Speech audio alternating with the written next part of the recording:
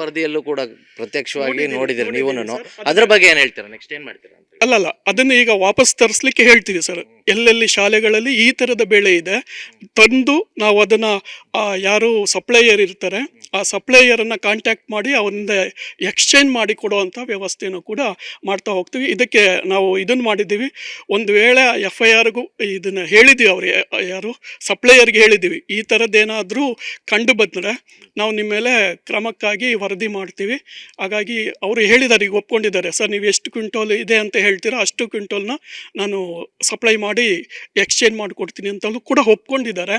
ಹಾಗಾಗಿ ಈ ಕೆಲಸವನ್ನು ವಿತಿನ್ 1 ವೀಕಲ್ಲಿ ಅಲ್ಲಿರೋದೆಲ್ಲ ತರಿಸ್ಬಿಡ್ತೀವಿ. ಎಲ್ಲೆಲ್ಲಿ ಶಾಲೆಗಳಲ್ಲಿ ಈ ಥರದ್ದಿದೆ ಇದನ್ನು ಅವ್ರಿಗೆ ಸಪ್ಲೈ ಮಾಡ್ತೀವಿ. ಅದನ್ನು ತರಿಸ್ಕೊಂಡು ಬಿಟ್ಟು ಈಗ ಉತ್ತಮವಾದ ನನ್ನ ಏನು ಅಂತಂದರೆ ಮೊದಲ ಉದ್ದೇಶನೇ ಗುಣಮಟ್ಟದ ಆಹಾರ ಕೊಡಬೇಕು, ಮಕ್ಕಳನ್ನು ಪ್ರೋಟೀನ್ ಯುಕ್ತ ಸದೃಢ ಆರೋಗ್ಯವಂತ ಮಕ್ಕಳನ್ನು ನಿರ್ಮಾಣ ಮಾಡಬೇಕು ಅನ್ನೋದೇ ನಮ್ಮ ಉದ್ದೇಶ ಆಗಿದೆ ಸರ್. ಇದರಲ್ಲಿ ಜೊತೆಗೆ ಸರ್ ನಾವು ಗಮನಿಸಿದಂಥ ಸಂದರ್ಭದಲ್ಲಿ ಮಕ್ಕಳಿಗೆ ಬರುವಂತಹ ಒಂದು ರೇಷನ್ ಟೈಮ್ ಪೀರಿಯಡ್ ಏನಿದೆ ಅದು 3 to 4 months ಟೈಮ್ ಆಗುತ್ತೆ ಅಂತೇಳಿ, ಆ ಸಂದರ್ಭದಲ್ಲಿ ವಸ್ತುಗಳು ಕೆಡದು ಸಹಜವಾಗೇ ಇರುತ್ತಲ್ವಾ? ಇದ್ರ ಬಗ್ಗೆ ಏನು ಮಾಡ್ತೀರಾ? ಬೇಗ ತರಿಸುವಂಥ ಪದಾರ್ಥ ಬೇಗ ತರಿಸುವಂಥದ್ದು ಈ ರೀತಿಯಾದಂಥ ಯೋಜನೆ ಏನಾದ್ರು ಇದೆಯಾ ಅಂತ? ಸರ್, ಇಲ್ಲಿ ನಮ್ಮ ಹಂತದಲ್ಲಿ ಏನೇನು ಸುರಕ್ಷತೆಗೆ ಕ್ರಮ ವಹಿಸಬಹುದೋ ಆ ಕೆಲಸವನ್ನು ಮಾಡ್ತಾ ಹೋಗ್ಬೋದು ಸರ್.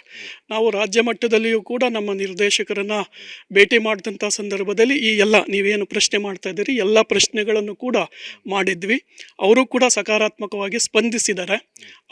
ಅವರ ನಮ್ಮ ಆಲೋಚನೆಗಳು ನಿಮ್ಮ ಆಲೋಚನೆಗಳು ಒಂದೇ ಇರೋದ್ರಿಂದ ಅವರ ಆಲೋಚನೆಗಳು ನಮ್ಮ ಜೊತೆಯಲ್ಲಿ ಸೇರಿದರೆ 2 ತಿಂಗಳಿಗೆ ಒಮ್ಮೆ ಬಂತು ಅಂತಂದರೆ ಆಗ ಈ ಪ್ರಾಬ್ಲಮ್ಸ್ಗಳು ಮ್ಯಾಕ್ಸಿಮಮ್ ಸಾಲ್ವ್ ಆಗ್ತಾ ಹೋಗ್ತವೆ ಸರ್. ಈಗ ಹೊಸದಾಗಿ ಎಷ್ಟು ತೊಗರಿಬೇಳೆ ಮೂಟೆಗಳು ಬಂದಿದೆ, ಇದನ್ನು ಯಾವಾಗ ಶಾಲಾ ಮಕ್ಕಳಿಗೆ ಅಂತ ಹೇಳಿ ಶಾಲೆಗಳಿಗೆ ಕಳಿಸುವಂಥದ್ದು ಸರ್?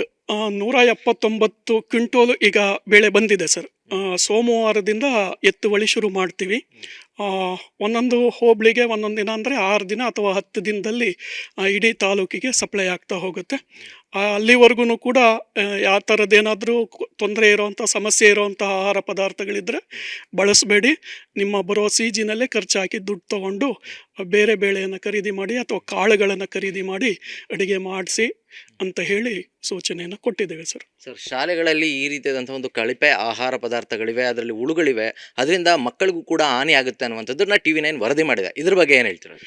ಇದು ಒಳ್ಳೆಯ ಕ್ರಮ ಸರ್. ಯಾಕೆ ಅಂತಂದರೆ ಕೆಲವೊಮ್ಮೆ ಗೊತ್ತಿದ್ದೋ ಗೊತ್ತಿಲ್ಲದಲೆಯೋ ನಾವು ನಮ್ಮನ್ನು ಮುಚ್ಕೊಳ್ಳುವಂತಹ ಪ್ರಯತ್ನ ಮಾಡ್ತಾ ಹೋಗ್ತಿದ್ದೀವಿ.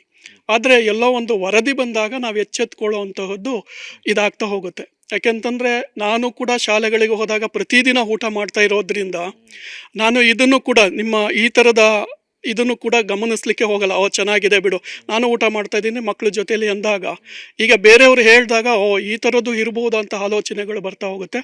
ಒಂದು ಉತ್ತಮವಾದಂತಹ ಕೆಲಸವನ್ನು ಮಾಡಿದ್ದೀರಿ. ಹಾಗಾಗಿ ನಾವು ಇಲಾಖೆ ಪರವಾಗಿ ಅಭಿನಂದನೆಯನ್ನು ಸಲ್ಲಿಸ್ತೀನಿ. ಇದಿಷ್ಟು ಕೂಡ ಅಧಿಕಾರಿಗಳ ಮಾತು. ಯಾವಾಗ ಈ ರೀತಿಯಾದಂಥ ಒಂದು ಕಳಪೆ ಬಿಸಿಯೂಟಕ್ಕೆ ಆಹಾರ ಪದಾರ್ಥಗಳು ಸರಬರಾಜು ಆಗ್ತಾ ಇದೆ ಅನ್ನುವಂಥದ್ದು ಗೊತ್ತಾಗುತ್ತೆ. ಪ್ರಮುಖವಾಗಿ ತೊಗರಿ ಬೆಳೆಯಲ್ಲಿ ಹುಳುಗಳು ಪತ್ತೆ ಆಗುತ್ತೆ.